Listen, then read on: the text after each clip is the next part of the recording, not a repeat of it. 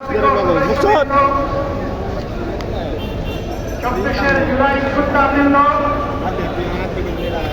মুকসদ একদম শাহবাগ জামু রাজিয়া আগে ভাগে বাড়ি যাস।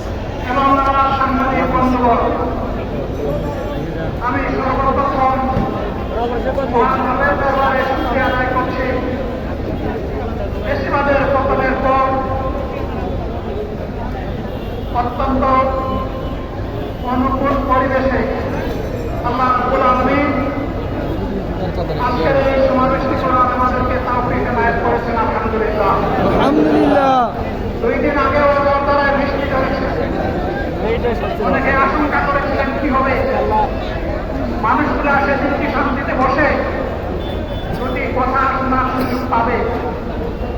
আল্লাহ রাব্বুল আলামিন আজকের দিনটা অনেকটা এয়ার কন্ডিশন করে দিয়েছেন। আলহামদুলিল্লাহ।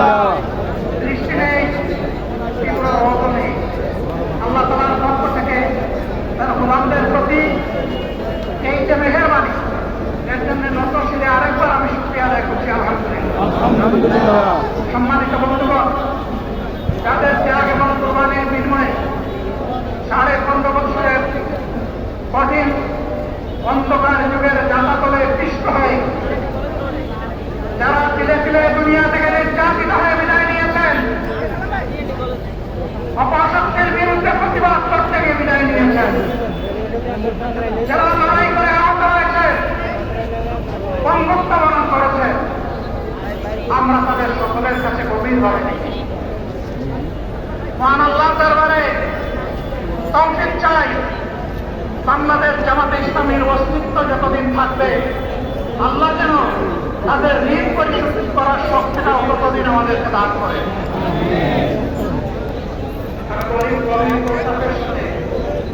আপনাদেরকে জানাচ্ছি, আজকের এই বিশাল সমাবেশ আয়োজন করতে গিয়ে আমাদের 3 ভাই ইতিমধ্যেই দুনিয়া থেকে বিদায় গ্রহণ করেছে। খুলনা চাঁদপুর উপজেলা আমির জনাব মৌলানা আবু সাইদ বিদায় নিয়েছেন। পাবনার বয়োজ্যেষ্ঠ একজন মুরব্বী জনাব মুস্তাফিজুর রহমান, তারা এই আয়োজনে আসতেই পারে।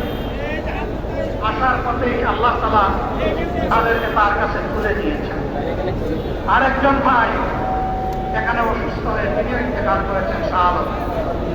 মহান রবের দরবারে দোয়া করি আল্লাহ তাআলা তাদের উপর রহম করুন, তাদেরকে ক্ষমা করুন, জান্নাতুল ফেরদাউসের নিয়ামত তাদেরকে দান করুন।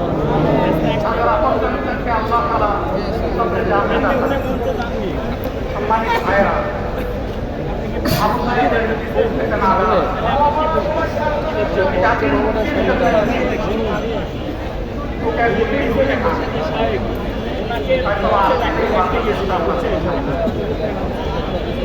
ইতিমধ্যে হয়তো আরো অনেক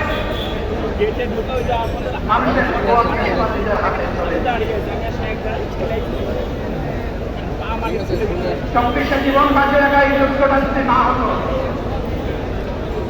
তাহলে আজকে যারা বিভিন্ন ধরনের কথা এবং দাবি দেওয়া পেশ করছেন তারা তখন কোথায় থাকে?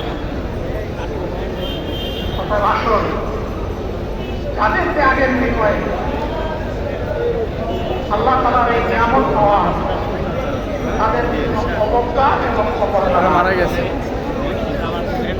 বলে তাদেরকে যেন তুচ্ছ পাচ্ছেন না, অহংকার করে অন্য দলকে যেন তুচ্ছ পাচ্ছেন না, পরাশৈক্ষিক ভাষায় আমরা যেন কথা,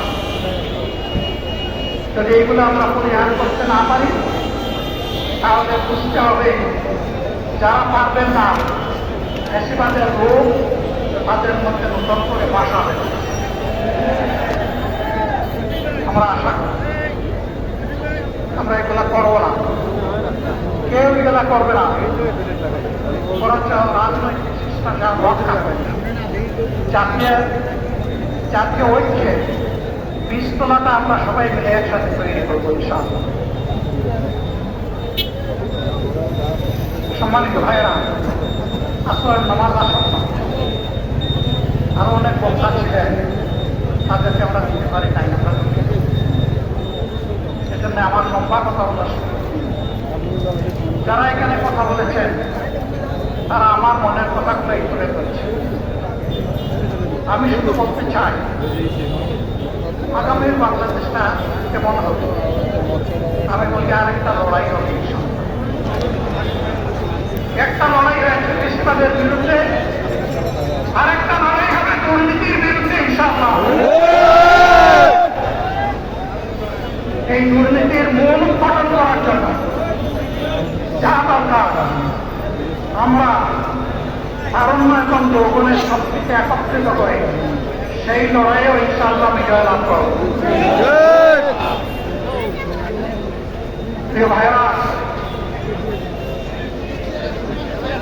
জামাত ইসলামীতে দুর্নীতিমুক্ত সমাজ করবে তার প্রমাণ কি? হ্যাঁ, প্রথম প্রমাণ হচ্ছে